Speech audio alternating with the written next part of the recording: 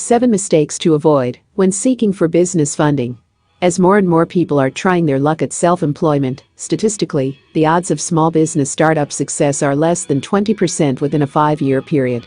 The most important reason why this is like this, and also the basic reason startups end up failing in large numbers in the first place, is the mistakes made when seeking financing. Follow me as I explain these 7 small business and startups money mistakes that you should avoid. Mistake number 1 to avoid: taking the risk of borrowing all the time. The biggest single mistake I see with people seeking startup capital is that they ask a lender for 100% of their capital requirements. Risk needs to be shared between borrower and lender. Startup situations, depending on their nature, typically require the borrower to invest anywhere from 30% to 50% of the total capital required into the deal from the lender. Mistake number 2: reckless business planning. While other entrepreneurs lay out strategic business plans, small business owners seldom do so. For some of them who manage to put up business plans, they put up reckless business plans which aren't taking them anywhere. A business plan is fundamentally an important requirement for someone getting into any business. Unfortunately, most borrowers look at this strictly as an academic exercise to get financing, with the only purpose of completing the business plan being to satisfy a lender requirement. A business plan should always be prepared from the point of view that the primary benefactor of the process of creation and preparation is the underlying business. If this approach were taken more often, startup situations would achieve greater success and faster.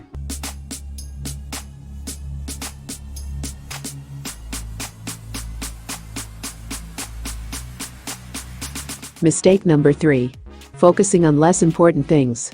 Startup situations tend to intensively focus on the assets they need to acquire, the space they're going to lease, the leasehold improvement cost, and other initial expenditure outlays required to get the business up and running.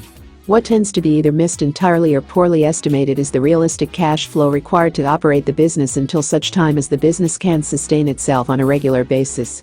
Part of the reason for this is a working assumption that the business will immediately be cash flow positive in the first months of operations.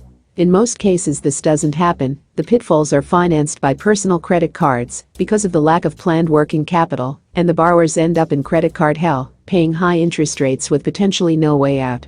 Unfortunately, creating more realistic and potentially conservative cash flows may indicate that you don't have enough money to actually get started, so the temptation is to be overly optimistic in order to make the numbers work, which statistics show is a bad idea more often than not.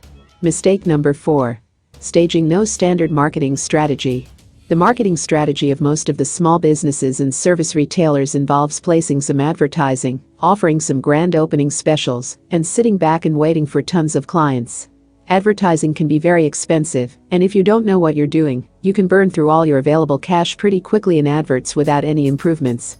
From the financier's point of view, they want you to be able to clearly articulate what you're going to do and why it's supposed to work along with the related costs. Lenders typically are not very good at assessing marketing plans, but they can likely tell if one is missing or grossly incomplete.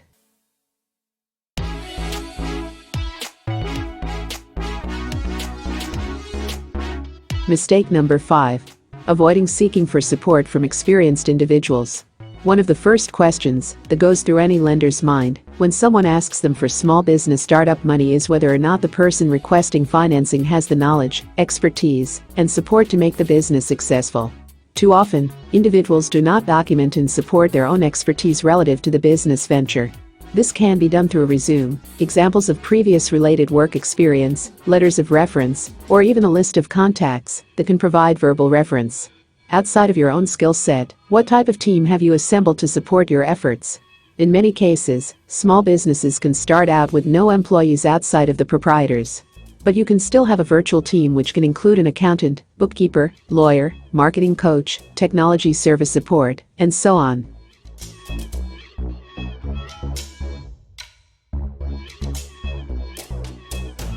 Mistake number 6: forwarding your idea unprofessionally. The discussions you have with a lender and the information you provide to them either inspires them with confidence or pisses them off. It may take weeks to get a loan approval, but it can take mere seconds to lose any realistic chance of even being seriously considered. But making a good impression is not just about being enthusiastic and confident in your delivery, it's also about being able to articulate the details of what you're trying to do and why it would be a good investment for the lender.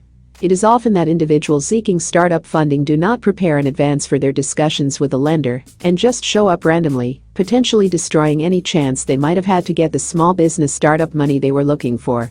Mistake number 7. Having no rationale for key assumptions. Even if you have a plan and realistic cash flow projections, part of being credible is articulating what you're attempting to do in a logical and clear to understand format so that someone who potentially knows nothing about your business can follow along. If a request for small business startup money is logical and contains well-documented assumptions, it automatically stands out from the pack. Be clear on how you came up with each and every number you represent in your application package and why you feel they are relevant to your business case. Be sure to avoid these mistakes when looking for funding for your small business startup. Thanks for watching. Make sure to subscribe to keep updated. Let's meet in the next video. Stay safe.